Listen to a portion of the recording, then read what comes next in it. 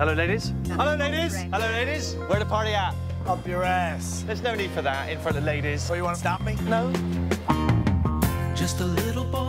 Alors, Hello Lady, c'est l'histoire d'un Anglais qui vient à Los Angeles. Il monte sa boîte de création de sites internet, ouais, c'est ça. Et ce pauvre Anglais, déjà, je pense qu'on peut le voir à son physique, la vie n'a pas toujours été facile pour lui lorsqu'il s'agit des relations avec les personnes de l'autre sexe. Donc du coup, maintenant qu'il a un tout petit peu d'argent et qu'il est installé et qu'il est aussi dans la ville qui symbolise quelque part le rêve américain, il décide de prendre sa revanche, mais ça ne fonctionne pas tellement.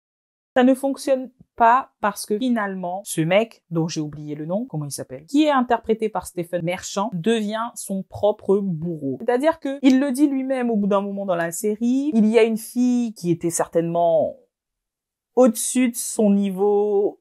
Oh, c'est toujours compliqué d'aborder ce genre de thématique parce que c'est vrai que on a du mal à admettre que parfois certaines personnes physiquement sont hors de notre catégorie parce que ce sont des personnes qui sont objectivement magnifiques et que tout le monde aime. Donc visiblement le personnage principal a voulu une de ses filles au lycée et cette fille n'a pas voulu de lui, ça a blessé son ego tellement profond qu'il s'en souvient encore des décennies plus tard. Donc il est dans la ville de Los Angeles et son objectif c'est de sortir avec des actrices ou des mannequins pour prendre sa revanche sur la vie. Sauf que quand je dis qu'il est devenu son bourreau, c'est qu'il est devenu aussi superficiel que les gens qui l'ont rejeté à cause de son physique. Et finalement, la série n'a pas de saison 2. Donc, je n'arrive vraiment pas à comprendre. Je ne sais même pas pourquoi ça a été un échec. Stuart. Ah, désolé. Je suis prête là, j'y vais. Mais je voulais te dire que j'étais désolée pour hier soir et aussi je te remercie, t'as été adorable. Ah, t'inquiète, y a aucun souci. C'était un peu bizarre que Paul arrive ici comme ça. En plus, il avait trop bu. Tu sais qu'il m'a même pas dit au revoir en partant. Oh, c'est vrai? Ouais, j'ai des goûts de chiottes en matière de mec. Ouais. Si seulement je pouvais rencontrer un garçon gentil. Ça doit bien exister.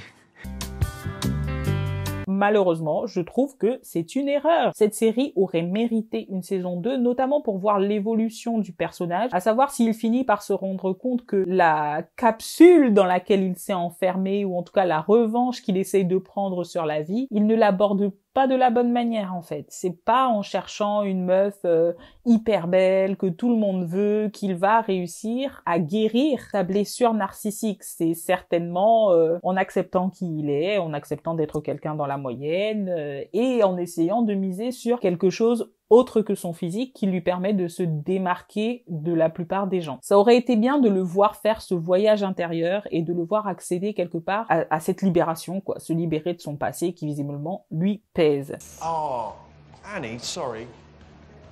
Can I ask you a question, a quick question? Uh-huh. Which is,